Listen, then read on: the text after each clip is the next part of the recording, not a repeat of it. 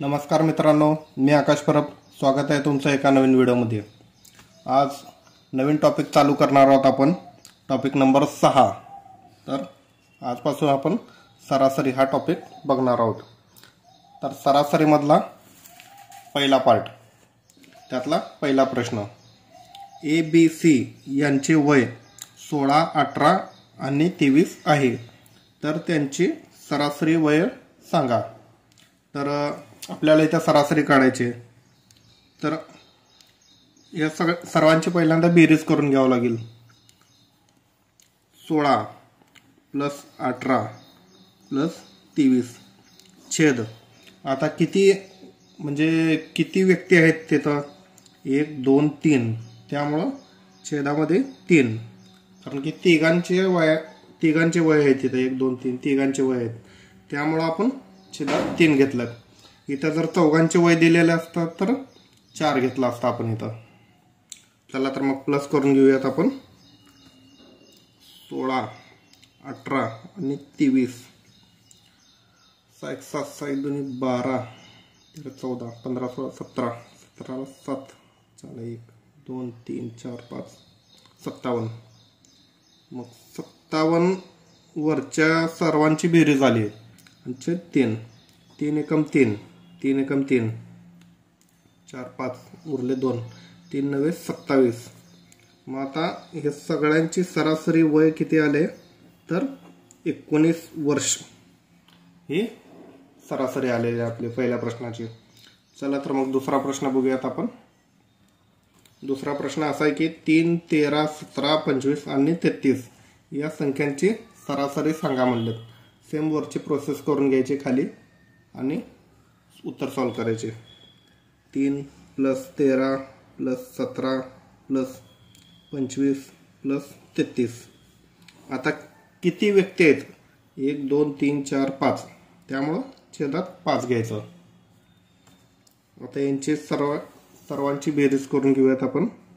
33 25 17 13 आणि वरचं 3 आहे ते 3 8 8 आणि 7 15 16 17 18 18 19 20 21 1 हाताला 2 3 4 5 6 7 8 9 91 छेद 5.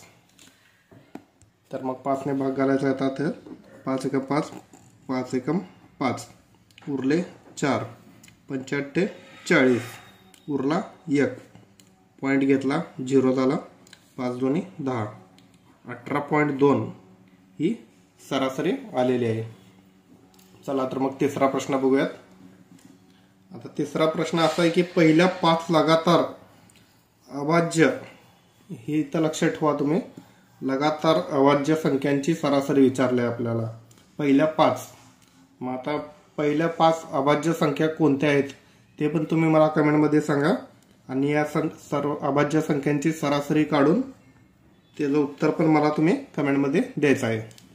चला तर मग चौथ्या प्रश्नाकडे वळूयात आपण. आता एका वर्गामध्ये 30 विद्यार्थ्यांची सरासरी वय 18 वर्ष आहे. जर त्यांच्यामध्ये शिक्षकांचे वय मिसळले तर सर्वांचे सरासरी वय 19 वर्ष होईल. तर शिक्षकांचे वय किती विचारले? आता ह्याच्यामध्ये काय करणार आहोत आपण? ट्रिक वापरणार आहोत. आणि ह्या प्रकारच्या प्रश्नांमध्येच ती ट्रिक कामाला येते, दुसऱ्या प्रकारच्या प्रश्नांमध्ये नाही येणार. अशा प्रश्नांमध्ये 30 विद्यार्थी दिलेले आहेत. घ्यायचं मग 30 विद्यार्थ्यांची सरासरी किती आहे? 18 आहे. आणि याच्यामध्ये शिक्षकांचं वय मिक्स केलेलं आहे. मग 30 प्लस 1 शिक्षक म्हणजे 31. 31 यांचं सरासरी वय किती आहे? 19 आहे.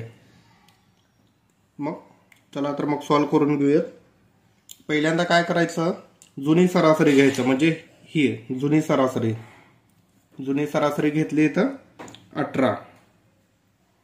मग प्लस करायचं. मग काय करायचं? नवीन संख्या, म्हणजे आता शिक्षक सामील झालेले आहेत, त्यामध्ये शिक्षकांचं वय पण मिसळायचं आपल्याला. मग आता ही नवीन संख्या, ही संख्या घ्यायची इथं 31.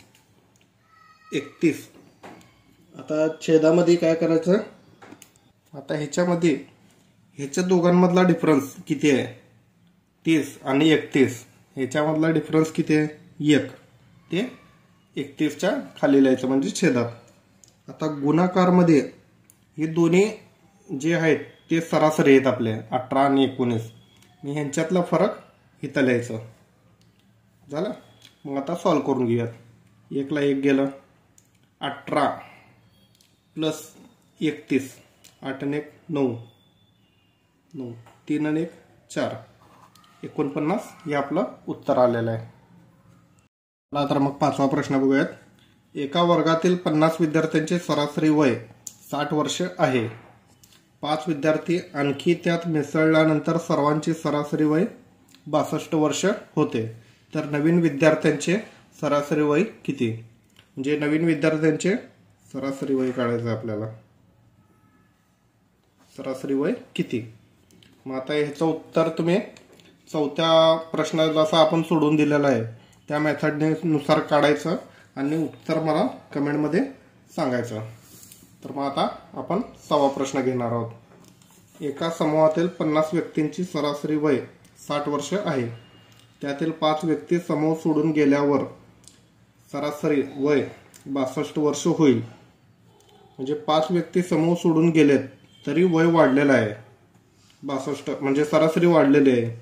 तर सोडून जाणाऱ्या व्यक्तींची सरासरी किती म्हणलेले आहेत. मग आपले 4थ्या प्रश्नामध्ये जसं मेथड शिकवलेलं आहे तशी मेथड मांडून घेऊयात आपण. आता किती व्यक्ती आहेत, 50 आहेत समूहामध्ये. 50 त्यांची सरासरी 60 आहे. आणि 5 व्यक्ती समूह सोडून गेले म्हणजे 50 मधून 5 गेले म्हणजे किती राहिले, 45. आणि इकडं सरासरी वाढलेली आहे, कमी नाही झालेली आहे, म्हणजे 62. मग आता ह्याला सॉल्व करून घेऊयात. पहिल्यांदा ही जुनी सरासरी घ्यायची म्हणजे 60. आता व्यक्ती सोडून गेलेले आहेत म्हणून आपल्याला इथं वजाबाकी करावं लागेल. मगाशी 4थ्या प्रश्नामध्ये काय झालं, ते शिक्षक ॲड झाले होते त्याच्यामुळे आपण प्लस केलं होतं. मग आता इथं सोडून गेलेत म्हणून वजाबाकी करावं लागेल. मग आता नवीन संख्या घ्यायची ही 45 छेद या दोघांचा डिफरन्स 5, डिफरन्स म्हणजे फरक, आणि ह्या दोघांचा डिफरन्स गुणिले 2, 60 आणि 62चा डिफरन्स. मग आता 5 एकम 5, 5 9 45, 9 2 18, म्हणजे 60 वजाबाकीमध्ये 18, 2 4 42. तर मग आपलं बरोबर उत्तर किती आहे, 42. मग सोडून जाणाऱ्या व्यक्तींची सरासरी वय 42 होतं म्हणून ही सरासरी 2 ने वाढलेली आहे सोडून गेले तरी बी. चला तर मग 7वा प्रश्न बघूयात आपण. 7वा प्रश्न असा आहे की 30 व्यक्तींच्या समूहातील एक व्यक्ती ज्याचे सरासरी वजन 40 किलोग्रॅम होते तो समूह सोडून निघून गेला. त्याच्या जागी नवीन आलेल्या व्यक्तीमुळे समूहातील सरासरी वजन 1 किलोग्रॅमने वाढले. तर नवीन आलेल्या व्यक्तीचे वजन सांगा म्हणलेत. नवीन आलेल्या व्यक्तीचं वजन काढायचं आपल्याला.